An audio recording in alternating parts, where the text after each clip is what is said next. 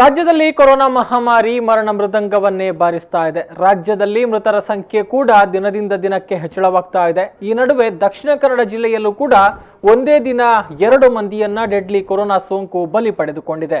ಈ ಮೂಲಕ ದಕ್ಷಿಣ ಕನ್ನಡ ಜಿಲ್ಲೆಯಲ್ಲಿ ಕೊರೋನಾಗೆ ಬಲಿಯಾದವರ ಸಂಖ್ಯೆ 24ಕ್ಕೆ ಏರಿಕೆಯಾಗಿದೆ.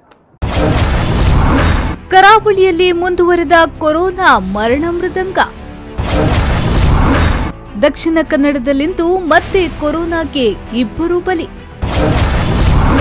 ದಿನದಿಂದ ದಿನಕ್ಕೆ ಜಿಲ್ಲೆಯಲ್ಲಿ ಹಬ್ಬುತ್ತಿದೆ ಕಿಲ್ಲರ್ ಸೋಂಕು. ದೇಶ ಹಾಗೂ ರಾಜ್ಯದಲ್ಲಿ ಕೊರೋನಾ ಸೋಂಕಿತರ ಸಂಖ್ಯೆ ದಿನದಿಂದ ದಿನಕ್ಕೆ ಹೆಚ್ಚಳವಾಗ್ತಾ ಇದೆ. ಇತ್ತ ಮೃತರ ಸಂಖ್ಯೆ ಕೂಡ ಏರಿಕೆಯಾಗುತ್ತಿದೆ. ಇನ್ನು ಕೊರೋನಾ ಮಹಾಮಾರಿ ಕರಾವಳಿಯಲ್ಲಿ ಮಾತ್ರ ಇನ್ನಿಲ್ಲದಂತೆ ತನ್ನ ಆಘಾತವನ್ನ ಮುಂದುವರಿಸುತ್ತಿದೆ. ಜೊತೆಗೆ ಮರಣ ಮೃದಂಗವನ್ನ ಬಾರಿಸುತ್ತಿದೆ.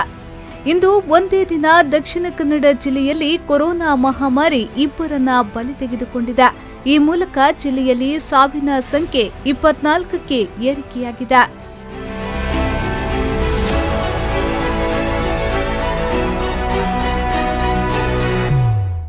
ಮಂಗಳೂರು ಹೊರವಲಯದ ಸಂತೋಷ್ ನಗರದ ನಿವಾಸಿ 52 ವರ್ಷದ ವ್ಯಕ್ತಿ ಕಿಲ್ಲರ್ ಕೊರೋನಾಗೆ ಬಲಿಯಾಗಿದ್ದಾರೆ.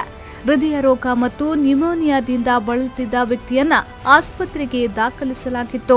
ನಂತರದಲ್ಲಿ ಕೊರೋನಾ ಸೋಂಕು ದೃಢಪಟ್ಟಿದ್ದು ಚಿಕಿತ್ಸೆ ಫಲಕಾರಿಯಾಗದೆ ಸಾವನ್ನಪ್ಪಿದ್ದಾರೆ. ಇನ್ನು ಕೊರೋನಾ ಸೋಂಕಿಗೆ ತುತ್ತಾಗಿದ್ದ ಉಳ್ಳಾಲದ 24 ವರ್ಷದ ಮಹಿಳೆ ಚಿಕಿತ್ಸೆ ಫಲಕಾರಿಯಾಗದೆ ಸಾವನ್ನಪ್ಪಿದ್ದಾರೆ.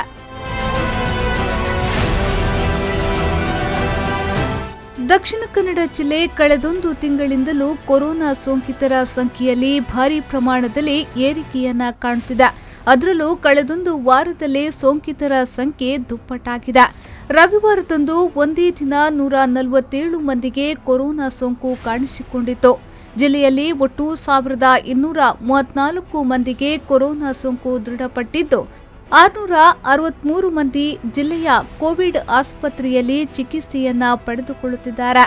ದಕ್ಷಿಣ ಕನ್ನಡ ಜಿಲ್ಲೆಯಲ್ಲಿ ಸೋಂಕಿತರ ಸಂಖ್ಯೆ ಏರಿಕೆಯಾಗುತ್ತಿರುವುದು ಜಿಲ್ಲಾಡಳಿತಕ್ಕೆ ಸವಾಲಾಗಿ ಪರಿಣಮಿಸಿದೆ. ಜಿಲ್ಲೆಯಲ್ಲಿ ಇದುವರೆಗೆ ಕೊರೋನಾ ಸೋಂಕು ಬರೋಬ್ಬರಿ 24 ಮಂದಿಯನ್ನ ಬಲಿ ಪಡೆದಿದ್ದು ಜಿಲ್ಲೆಯ ಆತಂಕ ಮತ್ತಷ್ಟು ಹೆಚ್ಚಾಗಿದೆ. ಆದಷ್ಟು ಶೀಘ್ರವಾಗಿ ಮಹಾಮಾರಿ ತೊಲಗಲಿ ಎನ್ನುವುದು ಎಲ್ಲರ ಆಶಯವಾಗಿದೆ. ನಾಗೇಶ್ ಕಾಬೂರು, ವಿ4 ನ್ಯೂಸ್ 24/7 ಮಂಗಳೂರು.